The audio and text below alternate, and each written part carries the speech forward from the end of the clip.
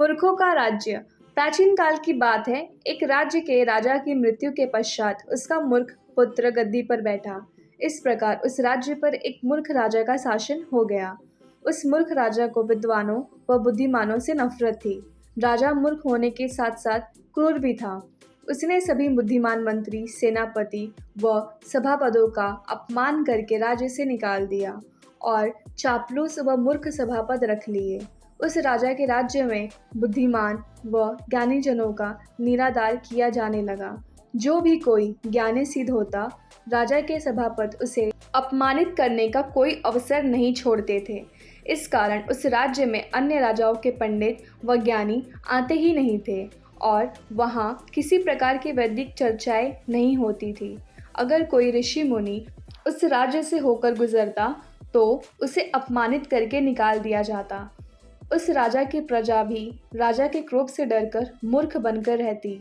अगर कोई व्यक्ति विद्वान सिद्ध होता तो उसे नगर से निकालकर जंगल में भेज दिया जाता। इस प्रकार उस राज्य के सताए हुए विद्वान लोग जंगल में रहने को विवश हो गए। एक बार कोई सिद्ध महात्मा उस जंगल में से होकर गुजरे।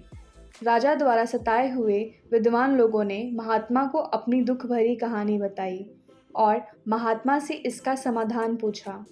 महात्मा अंतर्यामी थे।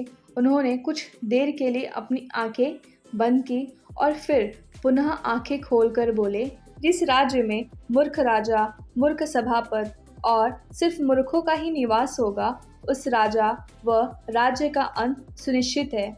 आपके पड़ोसी राज्य के राजा को यह पता लग गया है कि आपके राज्य में सिर्फ मूर्ख लोग ही रह गए हैं और मूर्खों को युद्ध में आसानी से हराया जा सकता है।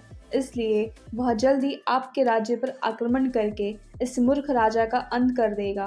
पड़ोसी राज्य का राजा अत्यंत बुद्धिमान है, अतः उसके शासन काल में आपको उचित सम्मान मिलेगा। सीख: जहाँ ज्ञानी विद्वानों व बुद्धिमानों को उचित सम्मान व आदर नहीं मिलता, वहाँ कभी विकास नहीं हो सकता। बुद्धि बल सभी प्रकार के बलों में श्रेष्ठ माना गया है, क्योंकि बुद्धि ही जटिल समस्याओं का समाधान करती है। विद्वान समाज को विकसित करने में महत्वपूर्ण योगदान देते हैं। इसलिए किसी भी देश के शासक को अपने देश के विद्वानों का उचित सम्मान करना चाहिए।